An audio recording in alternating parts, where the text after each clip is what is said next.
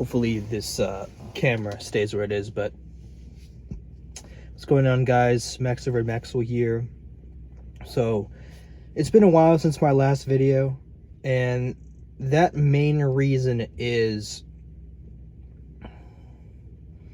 so one thing I've noticed about just how I make these videos, you can tell that I'm very particular of how I want to word what I want to word in these videos, just about getting the message across, and within regards to all of that, that is really just me having to accept that God transforming me, and that even just comes with transforming how I present these videos to you guys, how I just come across to you guys. And that being mentioned, God is reminding me that He can turn your life completely around, while also at the same time you being imperfect. And by that I mean, you can spend so much time with God renewing your spirit, and although throughout all the time you will, I've addressed this with a video in the past, you will never be sinless, you will also grow so much more in thinking like Him. You will start to realize that, hey, this gets me further away from God, and which could be porn, which could be alcohol, which could be drugs, that could be just keeping people in your circle that are could be absolutely just destroying the progress towards God that you can make towards Him. And that's not to say that, I know I'm using this strong word like destroyed, like, oh my gosh, they're so terrible. No, I mean, I'm using that as an exaggeration, because the journey that you have with God is something that only you and God share, because God's journey for everybody is completely different. The purpose that He has for you in your life, like, depending on whose life it is, it depends upon the person. And I had to realize, I'm basically titling this video, my life has made a complete 180 in the past 10 months, but I still room to grow. And I honestly want to kind of come out in this video and mention that I say the past 10 months is because I started getting very, very serious about God when it came to overcoming my porn addiction. And He has been there with me throughout my absolute darkest moments within my recovery journey, and my trust in Him has only grown stronger. And while I'll admit I did relapse recently, that doesn't take away from the progress that God has worked within me. I'm honestly not even fazed by the fact that I'm messed up once throughout this whole journey, because when God is working through you, when He is teaching you to live in the Spirit and to just kill off the desires of the flesh, all that progress is not going to go away in one relapse. God's work is always going to be in you the more that you work, just the work for Him. God's just not going to automatically flee because, oh, you sinned. You sinned in that one period of time, amidst that entire 10 months when you were all on fire. All you were doing was praying. All you were doing was was getting deep into your psyche, deep into the journey that you have with God, he's not going to throw that all away just because you messed up once. The moment that you mess up on your journey with God, by that I mean when you sin, when you make a mistake, reflect on how fruitful that journey has been up until that point. Because I could talk about all my flaws. I could talk about, I gotta speak more clearly. I gotta, I need to not have this. I need to not have that. But you can only see the growth. You can only really see the growth that God has for you if you think in God's terms. If you look and you tell yourself, man, I am not the same person as I was 2 months ago, 3 months ago, 4 months ago. You have to think of yourself the way that God sees you, not the way that other people see you. And like I mentioned, and even when I'm going to title this video, that's not to say that I am completely this perfect Christian. There are times that I honestly struggle with focusing on my word, but am I giving up with that? No, I'm just going to go harder within the word. I'm going to go harder within the silence that I have with the Lord, because the time that I spend with the Lord just gives me peace that surpasses all understanding. There's nothing like it. And I also wanted to mention within this video that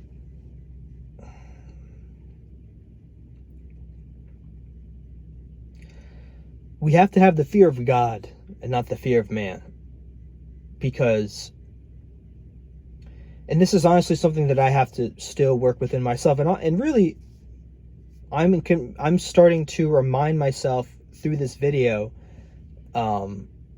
that I'm just going to take this name tag off.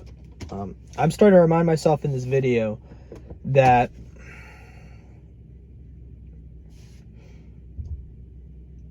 the journey that you have with God is a journey that only you and God can see.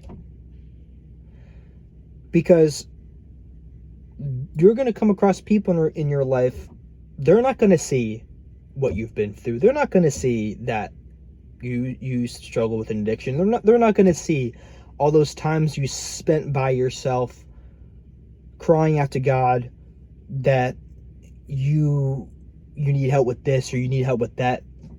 Nobody's going to care about that.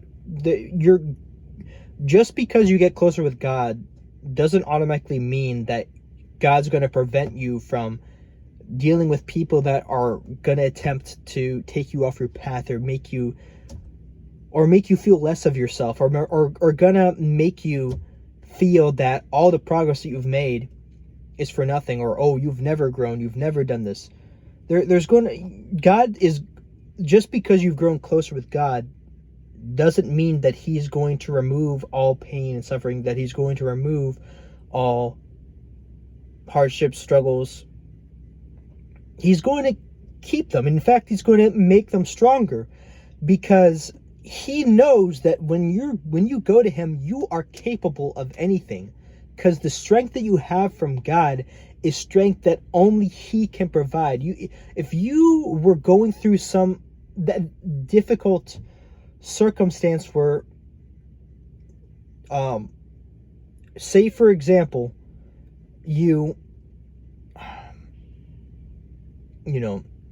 I'll give really an example of what's it? I've been going back and watching him again, but although I know he's there are some there's some ways of thinking I agree, and other ways of thinking that that to a certain extent can be extreme, but I see where he's coming from with this. David Goggins. You look back at how brutal his childhood was. If those watching, if you're familiar with David Goggins, I'm sure most of you are. But if you look back at his childhood, he had the most horrific, the most abusive childhood you can imagine. And he didn't use all that abuse he went through from his dad. He didn't use that and say, oh, I'm just never gonna seek God. I'm not gonna pray for this. I'm never gonna want to work harder. Of course, yeah, you're honestly gonna meet people who they just do whatever they want in life, and they just go through the motions. So some people don't really pray through anything because they're just wandering, they're just floating. But with David Goggins, depending on no matter what your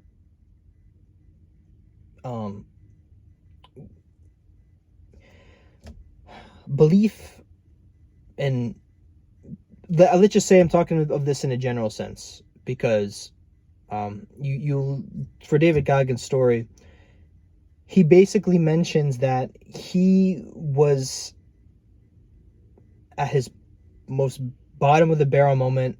He was, over 300 pounds. He was spraying for cockroaches at Ecolab. He was in the absolute dumps. But he had this eureka moment where he told himself he wanted to just because although he doesn't, he blatantly talk about Christianity, how but he does allude that God had a way through his drastic change in his life. If you care about your life, if you just deeply enough,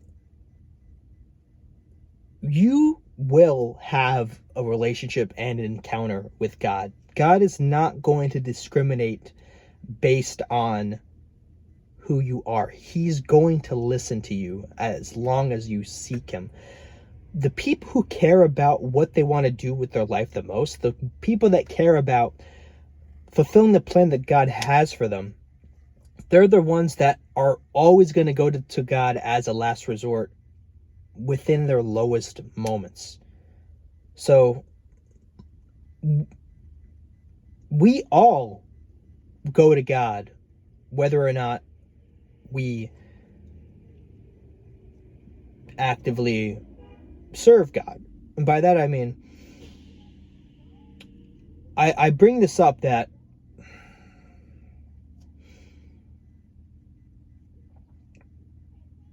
I can recall a time in my life where of course I have a much deeper relationship with God now than I have had close to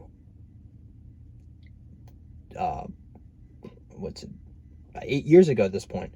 But I remember, everybody's relationship with God starts somewhere, and I still remember I was in my absolute lowest moments when I was 14. I remember discovering porn for the first time, and I knew that was not in God's will for me. I knew that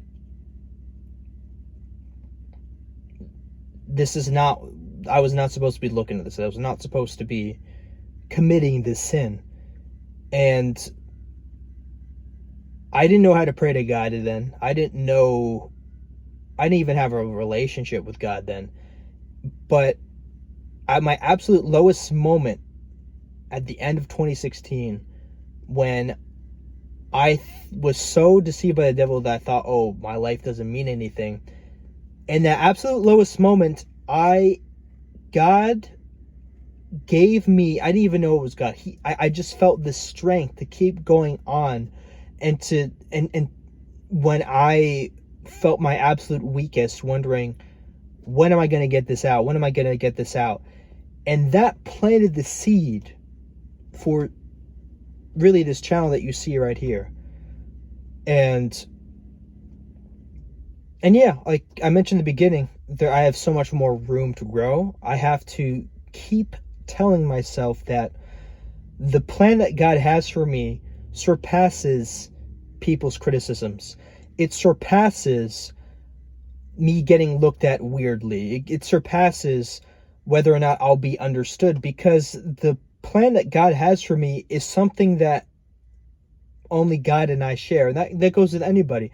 When God gives you a purpose in life, that purpose, you have to be so all in for that purpose. You have to basically give up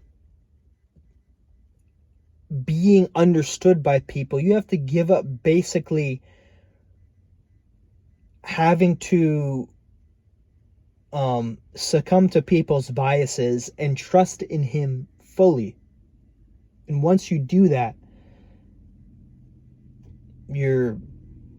although your life is not going to magically fit into place, you're going to have such a stronger sense of an identity than you would have just being in this world,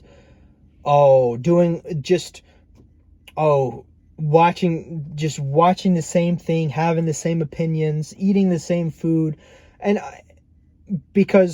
of course, like I mentioned, I am far from perfect. There are moments where I have, we have this bias sometimes, that we do unintentionally think like other people, or we get thrown into the bias of what the world thinks when it comes to politics, when it comes to what we eat, when it comes to what shows we watch, when it comes to the opinions that we have. Oh, this person said so and so is this, so I'll just say the same thing I'll follow that narrative. We're not immune to that, but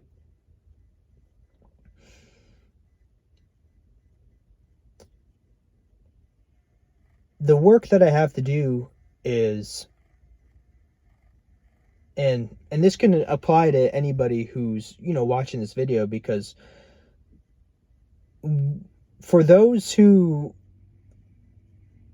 have woken up to the fact that they need God in their lives, that they can't do this alone, they will realize that the purpose and the plan that God has for them requires a complete transformation of the mind, of the life that they want to live. People who are chosen, who choose to follow God, they don't want to get to the end of their life and tell themselves, oh, I wish I did more. They're gonna want to do everything they can within this lifetime to glorify God, because glorifying God means way more than appealing to a target audience. And that's what I want to do with my content on my editing channel, my Skylad Maxwell editing channel. What I want to do with the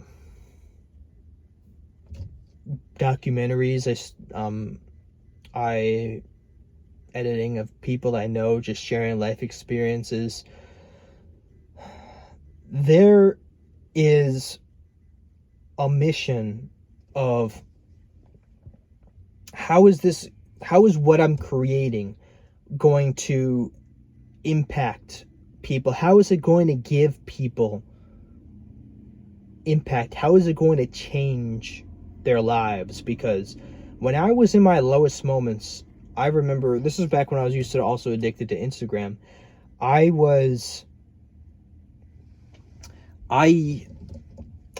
used to follow all these like editing pages, like fan edits, and there was such a lively energy to it that it gave me such a newfound appreciation for you. You could bring so much to life that's on a screen, similar to with this video.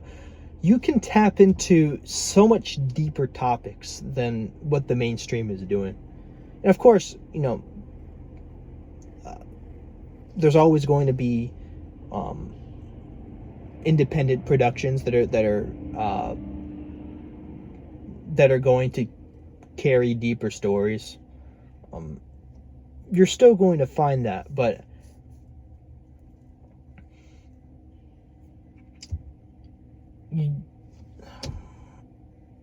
I've realized that I'm here for a limited time.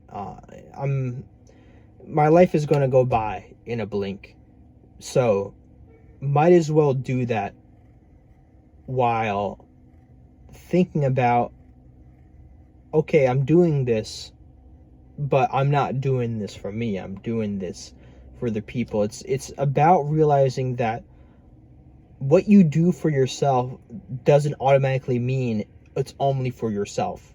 Because a lot of people, I wouldn't not say a lot of people, but who knows? Probably majority of people, I should say. That's a better phrasing. I think that when people focus so much on themselves and their own lives, that they're selfish, that they only care about themselves. But in order to do work for others, depending on what you're working on, sometimes the work requires you to look like you're being selfish, because the end results will yield selfless results. And I'm using this as an example. In order to carry this video out to you guys, I have to make it. I can't just be like, oh, YouTube, ChatGPT, make this video for me. I don't want to film it. Then it wouldn't. I would say that would be worse than actually me taking the time to make this video and provide a selfless product, because I would be being selfish by not putting in the effort and providing a video like this to you guys. I honestly think the way I'm framing this is you're making me really confident in how it's gonna look in the end. But that is for all that to say. With this video, the main idea I want to carry across is that I'm far from perfect, but God has given me so many breakthroughs, so many deep dives into myself to grow into somebody I never knew I thought I could become. Like, I'm not the same person that I was 10 months ago. And that is why I've been so particular with these videos, because if I were to just be making a video every day talking about, oh, I'm this, so I'm that, oh, I'm that, it wouldn't show the growth that I've made